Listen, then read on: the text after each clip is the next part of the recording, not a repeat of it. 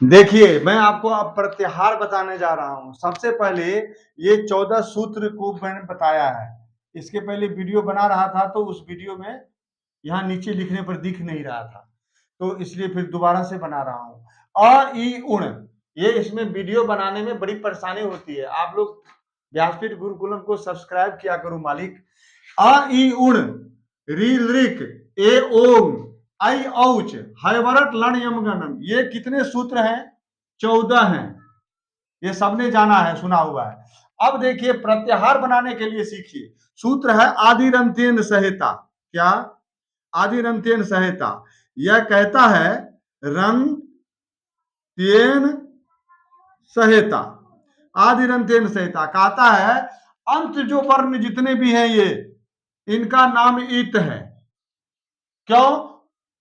क्यों इत है? हलंत्यम। उपदेश अवस्था में जो अंतिम हल है, 14 है अंतिम हल, इन सब की इत संज्ञा होती है। और लण सूत्र के बीच में जो आकार है उसकी भी इत संज्ञा होती है।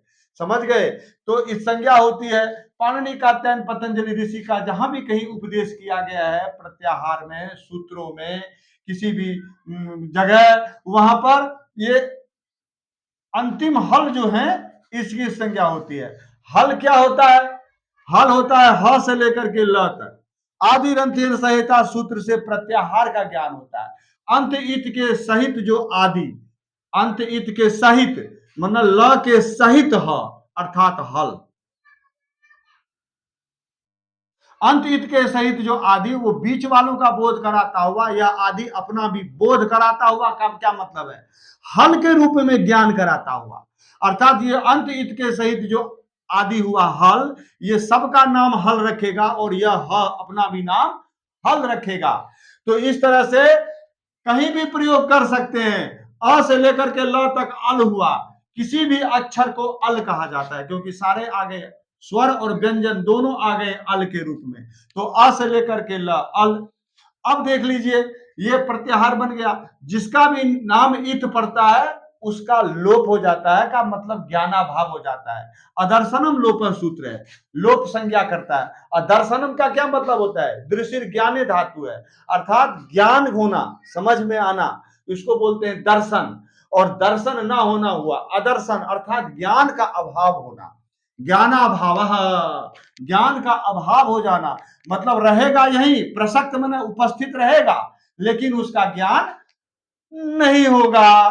प्रसक्तस्य अदर्शनम अज्ञानम लोपः। प्रसक्त का होते हुए का ज्ञान न होना लोप होता है। तो जिसकी इत संज्ञा होती है उसका लोप होता है। तो कहते हैं अंत इत, जिसकी इत संज्ञा हुई है, ऐसा जो अक्षर अंत इत के साथ, अंत इत कौन हुआ? जो अंतिम हल है उसका नाम इत पड़ा। अंतिम हल क्या है? ल।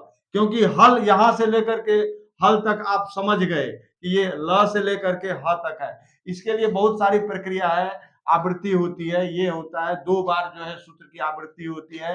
ये सब आप नहीं समझेंगे, ये समझ लीजिए कि ल से लेकर के ह तक अल होता है, ल से लेकर के अ तक अल होता है, ई से लेकर के क तक इक होता है, य से लेकर के हैबरट का यह है, और यहां से लेकर के लड़ के ण तक यण हो जाएगा, तो य व र ल आएगा। कल मैंने आपको बताया था इक के स्थान में यण होता है।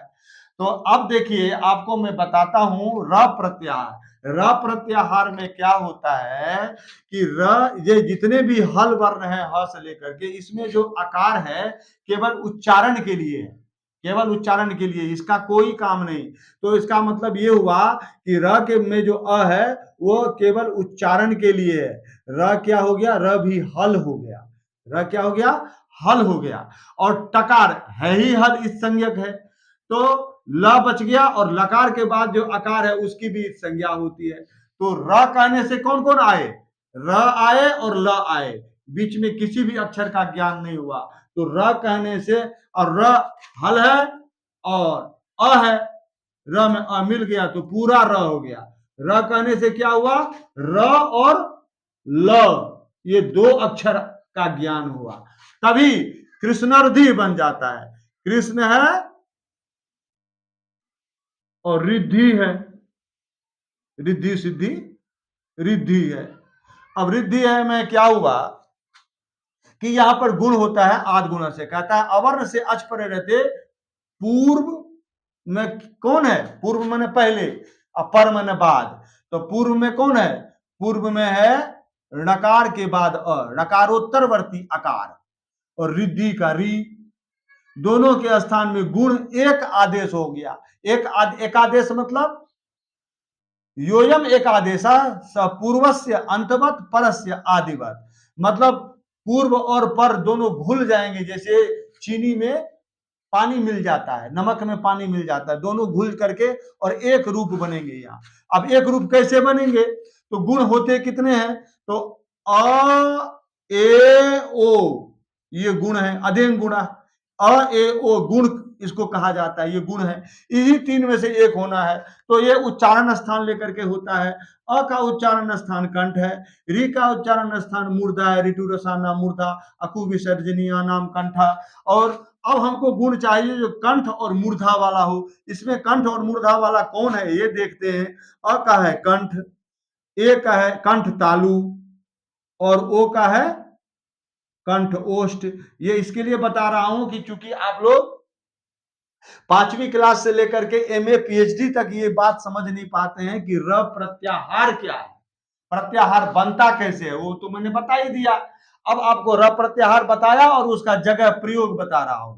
और अब देखिए, आपके जब गुण करने लगते हैं तो कंठ तालु वाला नहीं लेंगे, कंठ ओष्ठ वाला भी नहीं लेंगे, केवल एक पकड़ते हैं, कंठ वाला, क्योंकि यहां पर ये अलग विभाग है, मूर्धा है, इसको छोड़ देते हैं। कंठ वाला पकड़ते हैं तो री का भी थोड़ा आएगा, माता पिता का दोनों का गुण आता है बच्चे में।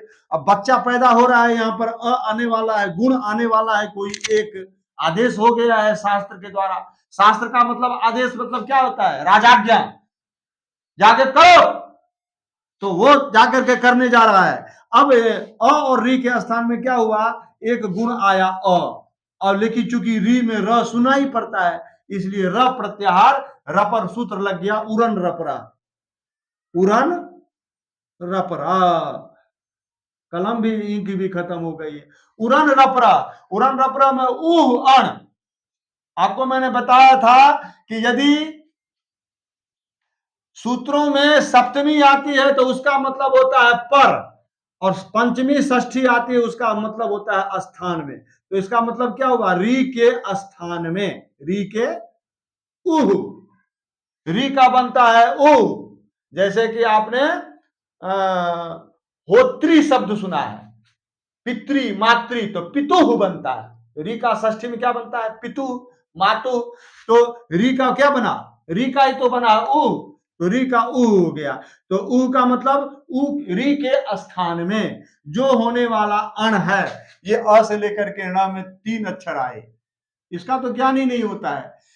3 अक्षर आए अ यू, तो इसमें से कौन है गुण वाला अ, तो वो रपर होता हुआ प्रयोग होगा, अर्थात र बाद में लगता हुआ प्रयोग हो गया, तो ये जो गुण हुआ उसमें र लग गया बाद में, तो अर लगा, तो अर लग गया तो क्या हुआ, कृष्ण नर, कृष्ण न में अ मिल गया तो कृष्ण न, रेप चला गया ऊपर, रेफस से ऊर्ध्वगमनम हो जाता है, तो कृष्ण नर धी बन गया। इसी तरह क्या बन जाएगा, तबल का रह, क्या बन जाएगा, तबल का रह। देखिए, अब देखिए, तब है, तब मैंने तुम्हारा, लृकार, तुम्हारा लृकार,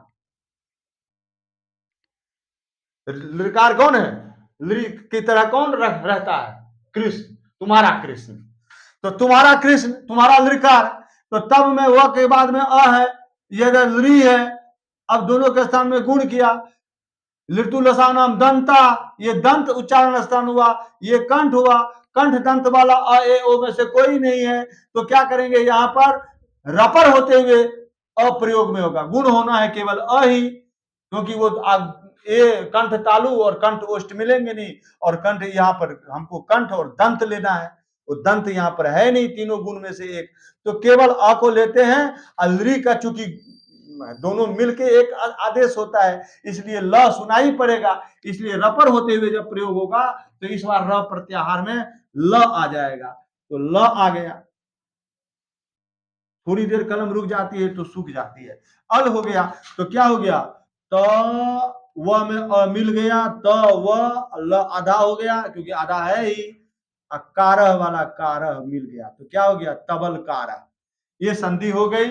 व्यासपीठ गुरुकुलम को जरूर सब्सक्राइब कीजिएगा, क्योंकि दो दो तीन तीन बार वीडियो बना करके गलती हो जाती है, किसी तरह से कैमरा गिर पड़ता है, मोबाइल गिर पड़ता है, कुछ गलती हो जाती है तो दिक्कत आती है। आपके लिए इतना मेहनत करता हूं तो जरूर इसको सब्सक्राइब कीजिए और शेयर कीजिए।